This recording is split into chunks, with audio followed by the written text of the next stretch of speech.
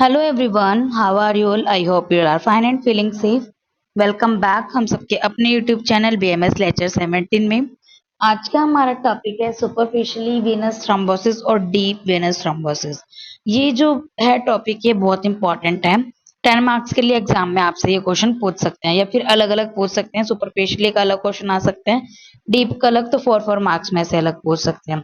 तो आज हम इसकी डेफिनेशन, साइन सिम्टम्स पढ़ेंगे, इनकी डायग्नोसिस और मैनेजमेंट। ऐसे ही डीप में कि डीप की होती क्या है, इसकी इटियोलॉजी, पैथोफिजियोलॉजी क्या है, ठीक है, इसकी कॉम्प्लिकेशन, साइन सिम्टम्स, ठीक है, और इन्वेस्टिगेशन एंड ट्रीटमेंट हमें पढ़ना है, और सर्जरी आएगी, ठीक है।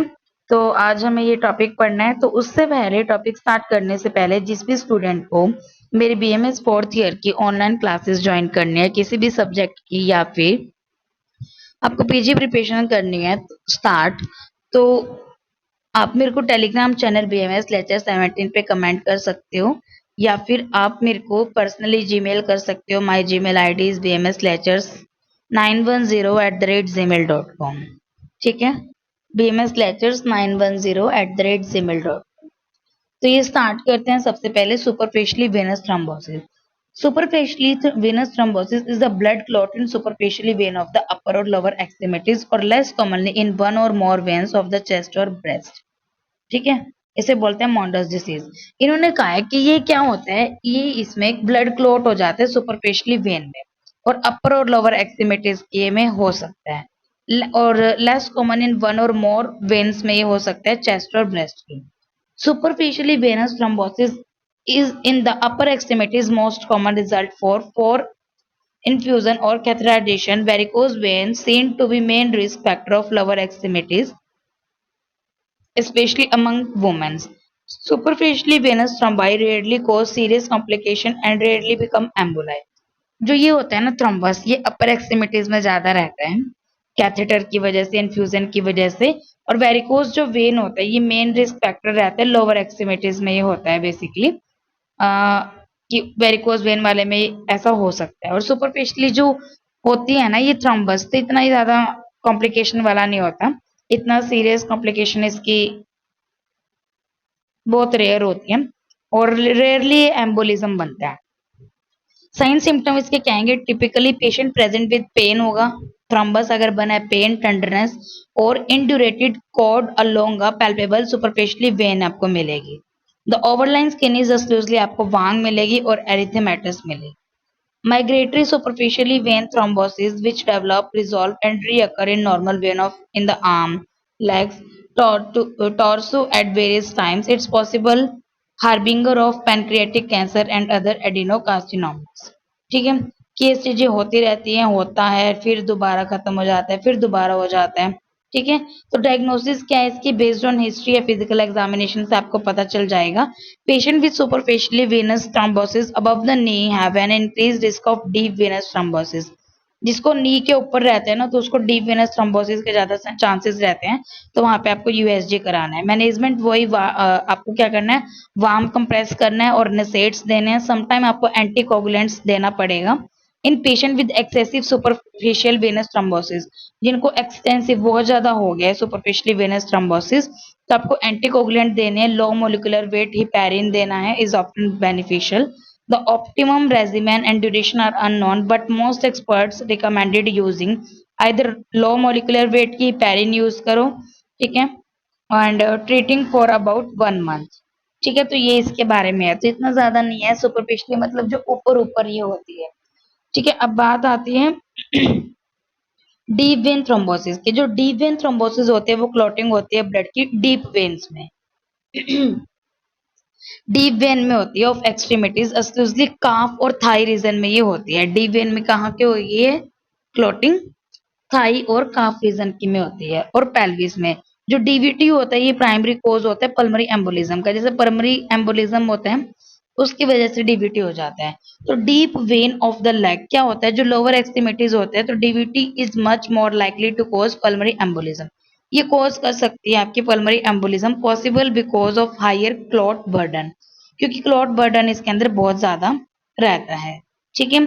तो इसके अंदर आया था superficially femoral and popliteal vein in the thighs and the posterior tibial and peroneal veins in the calves are most commonly affected। देखो इस डायग्राम में आपको दिख भी रहा होगा जो सुपरफिशियली femoral है, सुपरफिशियली femoral जो popliteal वाली है, ठीक है, ये वाली वेन्स सुपरफिशियली femoral और popliteal vein in the thigh, thigh में ही है ये ऊपर, ठीक है, एंड पोस्टीरियर टीबियल और पेरिनियल, पोस्टीरियर टीबियल दिख रही है और टेरिन यहाँ पे पेरोनियल आता है, पोस्टीरियर टीबियल और पेरोनियल काफ रीजन में ये ज्यादा अफेक्टेड होती हैं इसमें, ठीक है जी, डीप वाले।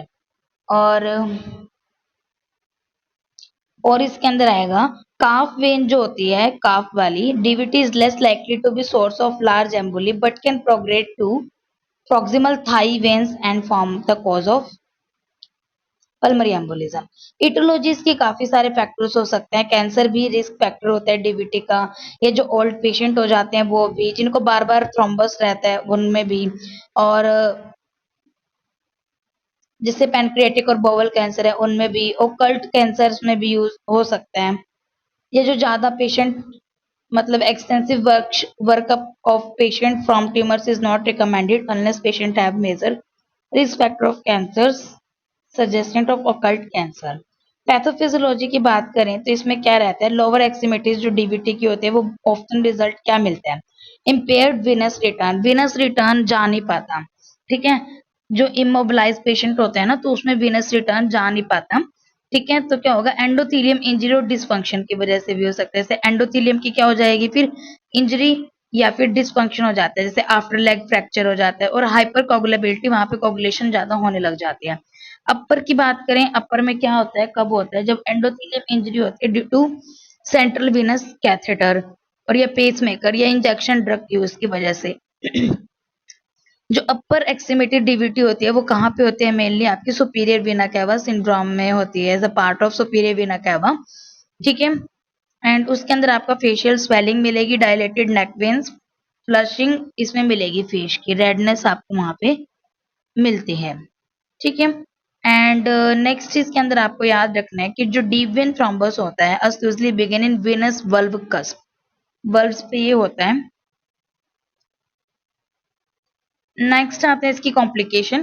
कॉम्प्लिकेशन अगर देखें तो इसमें क्रॉनिक विनस इनसफिशिएंसी हो जाता है, पल्मरी एम्बोलिज्म हो सकता है, एंड साइन सिम्टम अगर देखते हैं तो जो डीवीटी होते हैं में अकर इन एम्बुलेटरी पेशेंट, मतलब जो पड़े रहते हैं या फिर complication of surgery, major medical illness होती है, ज्यादा जो हॉस्पिटलाइज पेशेंट होते हैं उनमें ज्यादा रिस्क रहता है। When patient symptoms and signs of DVT such as vague aching pen होगा, टेंडरनेस होगा, ठीक है, और जैसे एडिमा एरिथीमिया मिलेगा। और इसके अंदर आपको क्या याद रखना है मैं आपको बताती हूँ, इन्वेस्टिगेशन में यूएसजी कराओ, समटाइम डी डाइमर टेस्टिंग आपको करानी है, एमआरआई और मैग्नेटिक रेजोनेंस वेनोग्राफी और सीटी कराना है। ट्रीटमेंट जनरल स्पॉटी मेजर्स आपको देने हैं, पेन के लिए एनाल्जेसिक्स देने हैं, शॉर्ट कोर्स रहेगा, नसेड्स दे सकते हो, extended treatment with NSAIDs as aspirin should be avoid because antiplatelet effect होता है तो ब्लीडिंग के ज्यादा चांसेस इसमें रहते हैं, और एलिवेशन करके रखना है उसको लेग्स को, और बस, और एंटीकोगुलेंट्स वहां पे देने हैं, कोगुलेशन ना हो जिससे।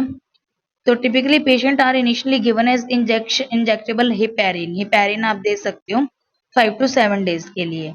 फिर intra vena cava filter and IVC filter में हेल्प प्रिवेंट पल्मरी एम्बोलिज्म, इससे नहीं होता, ठीक है, in patient with low extremities DVT, और कॉन्ट्राइंडिकेशन टू एंटीकोगुलेंट थेरेपी और patient recurrent DVT.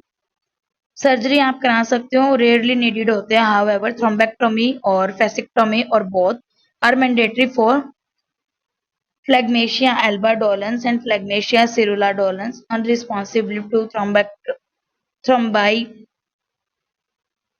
to try prevent lymph threatening gangrene, ठीक है, तो इतना ही है, इतना ज्यादा कुछ नहीं है, 4 मार्क्स का अलग से पूछा जा सकता है, तो आप इसमें जो जो आपको समझ आया ना मेन मेन पॉइंट्स उठा लेना, सारा रीड करने की जरूरत नहीं है, ठीक है, और उस अकॉर्डिंग आपको वहां पे लिख देना है। यहाँ पे ये टॉपिक कंप्लीट हो गया। अगर आपको इसमें कोई डाउट हो तो मुझे कमेंट कर देना, और जिसने मेरे चैनल को अब तक सब्सक्राइब नहीं किया तो please subscribe my channel Like, share, comment on my video, and thank you so much for watching my video.